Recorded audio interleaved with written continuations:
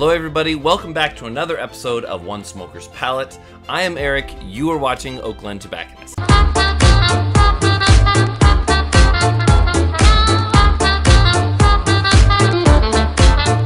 If you're interested in the particular cigar that I have chosen or any others that this brand creates, check us out at oaklandtobacconist.com. Don't forget to like, comment, subscribe. It really helps us out on the channel, especially with all of the crazy algorithm shadow banning that's going on right now.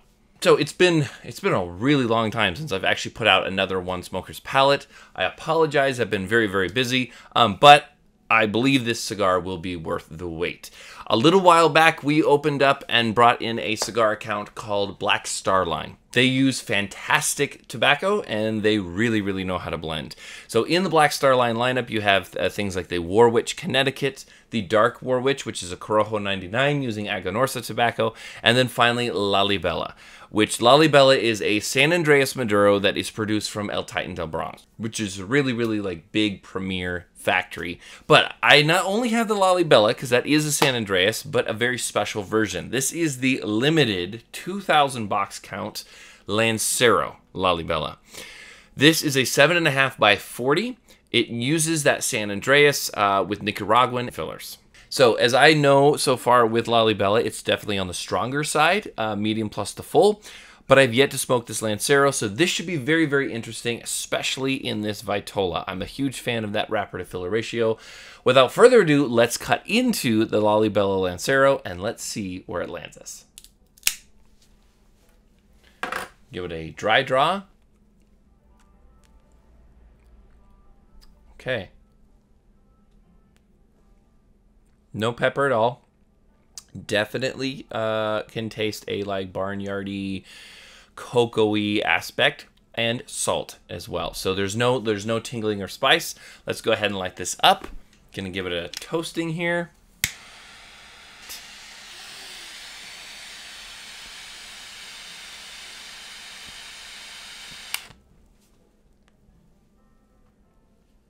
Draw is perfect.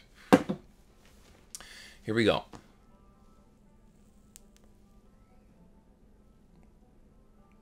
Draw is absolutely a dream. Full flavored. Definitely chocolate cocoa forward. I would say if you do not retrohale this cigar, there's not going to be much pepper or spice to it. When you do retro, that's when that comes through. Gives it a very complex and full flavored smoke. Now, again, there's a difference between body and strength. This is definitely full bodied, and I'm going to say off the initial, I'm getting a fuller strength. Full body is how it fills your palate. Does it hit all of the senses of the palate? What's the smoke output like, such like that. I'm going to go ahead and take a second puff for second impressions.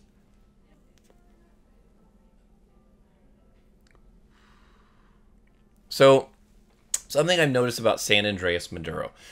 San Andreas normally has a little bit of like zestiness, a little bit of spice, and a lot of cocoa chocolatey notes. This is a really good representation of San Andreas Maduro.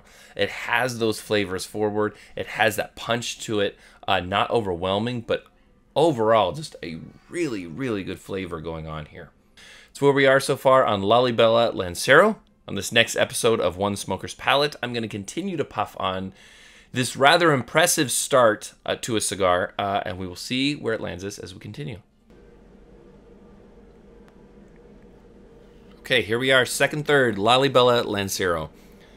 This has got to be one of the best drawing Lanceros I have ever had. The burn's real nice. Now, here's the two things you got to know about Lanceros as far as experience beyond flavor and beyond like what's constructed with.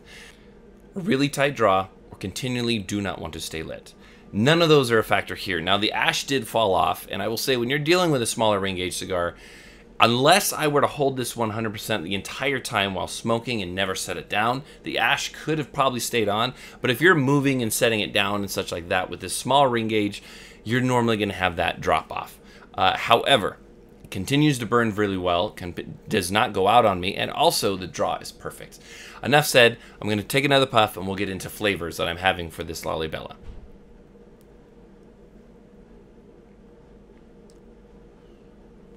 So at the forefront, there's definitely a like milk chocolate sweetness.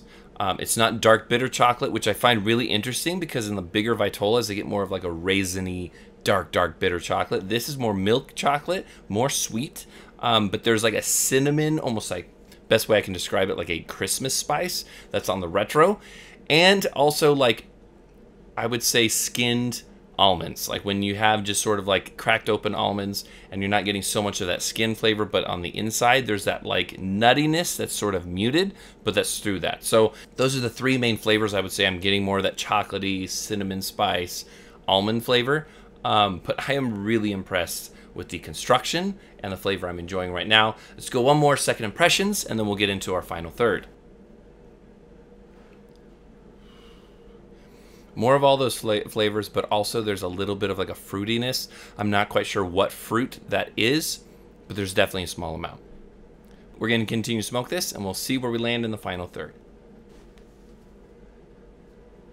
Okay, here we are, final third of this Lalibela Lancero. It packs quite a kick. Smoke production and draw and construction are just flawless. Again, it does lose its ash, but I'm setting it down, and that small ring gauge contributes to that.